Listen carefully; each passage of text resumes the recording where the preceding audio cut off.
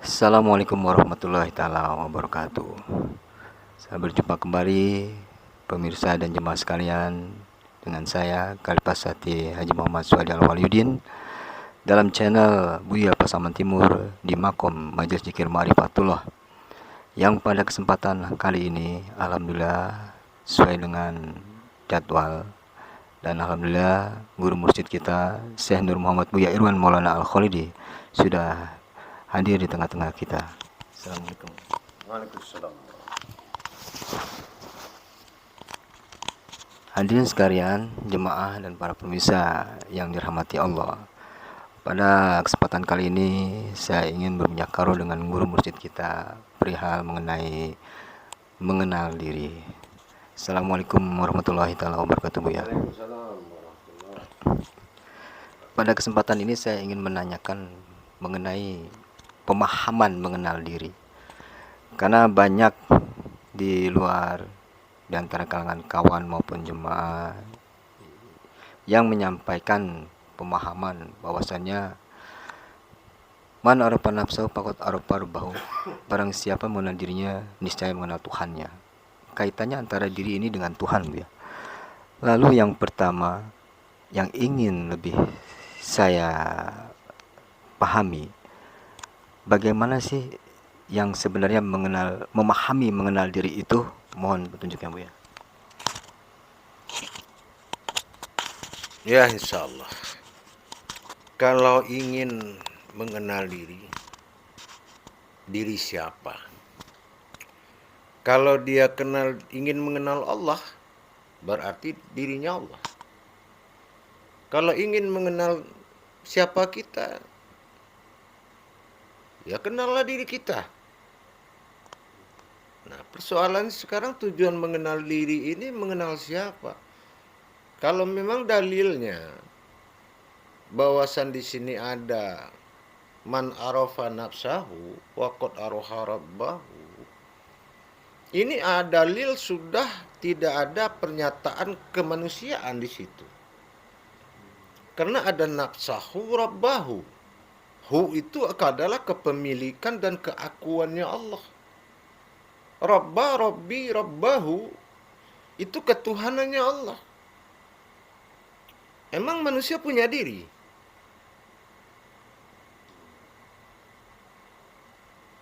Kalau memang manusia punya diri, kapan dan siapa yang bikin dirinya? Jadi rumus itu adalah rumus ketauhidan, dinamakan tauhid ilahiyah. Di sini kita harus paham, apapun yang dikaji, dapat diri, ke diri, jatuh diri, dalam diri, masuk diri, ke dalam diri, akhirnya kehilangan diri. Yang ada hanya Allah semata. Awalnya orang itu sebelum belajar nggak tahu diri, begitu belajar mencari diri, akhirnya kehilangan diri. Yang ketemu apa? Si pemilik diri. Itu kalau diri dikaji masih makom, belum ada wujud di situ. Contohnya jasad pembungkus ruh. Ruh dibungkus oleh nur, nur dibungkus oleh zat, zat dibungkus oleh sir, sir dibungkus oleh batin. Itu masih pembungkus. Jadi belum ada yang menemukan diri, kecuali si pemilik diri itu sendiri bertemu dengan dirinya. Jadi nafsahu itu diriku, Rabbahu itu ketuhananku. Barang siapa yang mencari diriku, maka dia akan mendapatkan ketuhananku. Cuma dalam dalil syariat hadis, barang siapa yang mengenal diri, maka dia akan mengenal Tuhannya. Diri yang mana dulu? Ada diri jasmani, ada diri rohani, ada diri rabbani. Begitu ya. Insyaallah. Luar biasa, Bu ya. Ternyata tidak asal mengenal aja, Bu ya. Kita harus memahami dulu diri yang mana yang ingin kita kenal. Ada diri rohani, diri jasmani dan diri rabani. Apakah diri ini berkaitan dengan sebuah perbuatan yang kita lakukan, Buya, antara diri ini yang tiga ini, Buya, antara jasmani, ruhani, rabani. Lalu kalau dikejar ke kedalaman, ini harus bagaimana caranya, Buya? Insyaallah. Insyaallah. Begini, Khalifah. Kenapa kita berbuat baik dengan diri berpahala? Kalau berbuat jahat berdosa. Berarti yang punya diri itu siapa? Terus kalau kita meninggal, diri kita kembali ke siapa? Kenapa nggak ke bapak kita? Kenapa nggak ke ibu kita? Kenapa kepada Allah? Iya nggak? Nah, Asmaul Husna dimulai dengan namaku, diakhiri dengan diriku. Manusia itu hanya beribadah. Beribadah menghambakan diri sifat Allah kepada Allah itu sendiri. Itu namanya tauhid. Jadi kalau perbuatan af'alullah, kan ada 4 yang wajib dikenal dalam rangka marifatullah. Marifatul izzatullah, marifatul sifatullah, marifatul asmaullah, marifatul af'alullah. Alif lam lam ha, Allah. Dia. Nah, kenapa di situ kita menyakui itu nama Allah tapi tidak melihat dirinya Allah? Karena perantara nama itu harus kita cari tadabbur Qur'annya sehingga kita mendapatkan diri. Nah, contoh mendapatkan diri di situ apa? Di dalam tulisan Allah tapi ada manusia di dalamnya. Apa manusianya? Ah, itulah dinamakan ihsan tadi. Alif kodratnya adalah 1. Akad-akadnya 1. Lam 3, hak 5. 3, 3, 6 kan? Berarti 165. Nah, 165 itu apa? 1 ihsan, 6 rukun iman, 5 rukun Islam. Jadi ihsan yang beragama atau dikatakan diri sifat bagi Allah. Ternyata di dalam ada diri. Diri yang sudah ihsan, bukan insan. Diri insan seperti ini. Setelah dikodratkan kepada Muhammad, berwujud dan batang tubuh, kelihatan anazir sifat, itu namanya Adam dan Muhammad. Adam berwujud Muhammad. Itu namanya kodrat. Gitu. Jadi Asmaul Husna, tujuan nama mencari diri, gitu ya. Bukan mencari kita.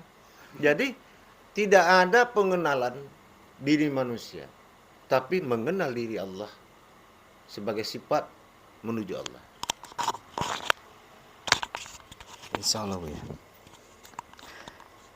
Tapi tadi ada sepintas saya mendengar Buya sampaikan Adam berwujud Muhammad. Nah, ini saya perlu paham nih, Buya. Adam berwujud Muhammad. Kenapa harus berwujud Muhammad? Bukankah Adam itu Adam? Mohon petunjuk, Buya. Kalau kaji diri bukan kita cari Nabi Adam. Kalau kaji rohani bukan kita cari Nabi Muhammad. Kalau kaji nyawa bukan kita cari Allah. Ya, semua punya sandaran. Berumpamalah Allah dalam rupa-rupa Adam, berkodratlah Allah dalam rupa-rupa Muhammad, dan berwujudlah Allah dalam rupa-rupa nyawa. Terbukalah tabir yang 3 ini dalam kodrat Allah bersekutu dengan alam alif lam mim, menjadi alamnya Allah. Dinamakan solat, gerakan manusia menjadi alam Allah. Dangkal suatu ilmu seseorang tidak mencapai sebuah diri apabila dia mencari jati diri. Yang ada mencari diri yang sejati, yaitu diri yang tidak mati. Ya, hanya berpindah-pindah gitu. Bukan mencari diri kita. Selagi solat itu milik Allah, solat bukan milik manusia. Aku serahkan solatku, ibadahku semua kepadamu ya Allah. Itu untuk Allah, bukan untuk kita. Jadi kita kalau dengan logika kan pulangnya kafir. Semua sudah diserahkan. Tapi karena kita adalah bagian dari Asmaul Husnanya Allah. Dititipkan 7 husna. 7 asma menjadi 14. Betul? 1 nyawa menjadi 15. 5 sifat Allah menjadi 20. Ya. Berarti 20 sifat 20 Allah itu ada pada diri. Gitu. Bukan kita punya sifat 20. Sifat 20 Allah itu yang menghidupkan kita. Jadi rupanya diri ini sandaran Bu ya. Kalau yang saya pahami sandaran. Dan yang ada di diri ini adalah sifat Allah dari asma dan husnanya. Lalu mengenai asma husna ini Bu ya, di dalam sepemahaman yang kita ketahui itu kan ada 99. Lalu kaitannya dengan asma dan husna yang dikatakan Buya itu sendiri dari sisi mana nih Buya? Seperti tadi Buya sampaikan, alif lam lam ha itu ada asmanya, husnanya. Jadi saya masih terkonsep dalam asma itu nama, husna itu diri. Lalu penjabarannya seperti apa, mohon penjelasannya Buya. Jadi begini, ada 5 sifat Allah di diri kita yang tidak boleh dimiliki manusia. Namanya salabiyah. Ada wujud Allah, ada. Tidak boleh dicari kenapa dia ada, siapa yang mengadakan. Wujud. Kidam, dahulu, berarti tidak ada yang membuat dia dahulu, melainkan dia dahulu. Tidak boleh dibahas. Bako, kekal. Tidak boleh disebut dia pernah mati, dia pernah hidup. Wujud, kidam, bako. Mukalifatul hawadis. Dia menciptakan perbedaan. Tidak pernah yang dia ciptakan itu sama. Ada nggak yang bisa membuat penciptaannya sama? Tidak ada. Semua dia ciptakan perbedaan. Tidak ada wajah orang yang sama, sidik jari orang tidak ada yang sama. Sebumi Allah ini. Nah. Terakhir, qiyamuhu binafsihi. Nah. Setelah sifat itu kita paham dan tidak boleh dipakai, salabiyah. Maka nafsiyahnya, keberdiri sendiri nafsinya. Nafsnya Allah. Itulah nyawa orang yang tidak tahu dari mana asal-usul nyawa itu. Nah, ini makanya disangkut pautkan kepada sifat kebatin bagi Allah. Nah, barulah di situ dinamakan lagi 14 pada sifat keumatan. Ya kan? Nah, 14 itu dinamakan di manawiyah. Ada kodrat, iradat, ilmu, sama, basar, kalam, hayat. Itu di luar. Di dalamnya ada samiun, qadirun, hayyun, samiun. Semua hayun itu semua ada 14. Nah, 14 ini zohir dan batin. Asmaul husna. Asma itu sifat nyata bagi Allah. Husna itu sifat batin bagi Allah. Gitu. Ya. Nah, paham. Insya Allah Bu ya. Kalau saya pahami, rupanya manusia itu terdiri dari unsur-unsur yang berasal dari Allah semuanya, baik sifat maupun kodrat-kodratnya, yang ternyata kalau mendengar apa yang Buya sampaikan, mencari akhirnya mendapatkan si pemilik diri. Karena kalau dikaji lebih dalam lagi, saya memahaminya ini akan kebingungan nantinya Bu ya. Kalau yang sepintas saya pahami gitu. Karena semuanya milik dia semua. Kita nggak punya apa-apa gitu kan. Lalu dalam hal mengkaji ini Bu ya. Ini kan terkadang orang ada soal mengkaji, ternyata tanpa ada yang memberikan penjelasan atau pemahaman. Nah, baiknya itu seperti apa Bu ya? Mohon penjelasannya. Nah, dengan awal pertanyaan daripada ente tadi, mewakili para penonton dan semuanya, di sini terjawab, yang dicari itu bukan diri kita. Diawali oleh namaku, diakhiri oleh diriku. Asmaul husna. Husna itu diri. Ya. Nah, sekarang terbukti man arafa nafsahu. Bukan nafsaha, bukan nafsahi. Nafsihi. Tapi nafsahu. Hu. Ha, hi, hu. Kodrat sifat ta'apil laha jatuh kepada jasad. Man ta'ala ala ifillahi jatuh kepada diri. Man ta'ala fillahu jatuh kepada batin. Ha, hi, hu. Nah, makanya kalau kita zikir supaya sampai kepada Allah dalam nafi isbat, la ilaha illallah, la ilaha illallah, kita harus menarik napas dengan hu. La ilaha illallah, la ilaha illallah, la ilaha. Ditarik, hu-nya menarik. La ilaha illallah, la ilaha illallah, la ilaha. Itu sampai kepada Allah. Cuma kalau kita la ilaha illallah mentahbirkan, inilah zikir yang tidak sampai. Karena afdalu zikri, afdolnya sebuah zikir, fa'lam anahu, pakai hu. La ilaha illallah, la ilaha ditarik, bukan di hu dilepaskan. Nah, la ilaha illallah, la ilaha illallah, hu. Akulah tiada Tuhan selain Allah, akulah tiada Tuhan selain Allah. Akhirnya kita akan fana dan kusuk di situ. Tapi kalau la ilaha illallah ini masih belum kalimatul haq, belum hidup, belum hayat hurufnya, nah di sini. Jadi kita perlu paham, diri itu adalah milik Allah. Mencapai diriku, capai man arafa nafsahu. Capailah, kenalilah diriku. Waqad aroha rabbahu, maka engkau kenal siapa aku. Gitu ya. Subhanallah, luar biasa sekali nih. Semakin panjang semakin apa ya, membuat kita penasaran gitu. Karena sampailah ke zikir la ilaha illallah, rupanya fa'lam lahu apa, la ilaha illallah abdul zikri fa'lam annahu, rupanya itu ya, di hu-nya di sini. Kenalilah aku. Oh iya, rupanya itu yang harus dilakukan ketika seseorang tuh berzikir seperti itu ya, ditarik dengan makna hu itu ya. Subhanallah. Insyaallah ya.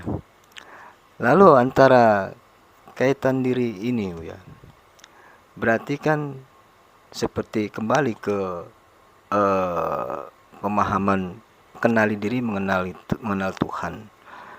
Jadi mohon penjelasannya Bu ya. Takut saya salah mengartikan. Berarti kalau kita mengenal asmanya, kita akan memahami husnanya. Sementara husna ini diri. Jadi diri ini bukan diri kita, melainkan diri Tuhan. Mohon penjelasan, apa seperti itu yang saya maksud pemahaman dari saya? Ya, mungkin di kajian terdahulu hanya hak Allah yang pulang kepada Allah. Hak alam pulang kepada alam. Nah, kita tanya, manusia itu hak Allah apa haknya alam? Haknya Allah. Nah, kalau haknya Allah, berarti dialah innalillahi. Dialah punya diri. Ini amanah. Penjabarannya nanti ada di surat Al-Ikhlas. Al-Ikhlas itu akan bisa dipecah jadi 7. Maka kita tahu mana tajalli Allah, mana tajalli sirullah. Mana perjalanan sifat zahirnya Allah, mana perjalanan sifat rohaninya Allah. Gitu. Jadi di sini tidak akan berhenti kaji diri ini. Kenapa?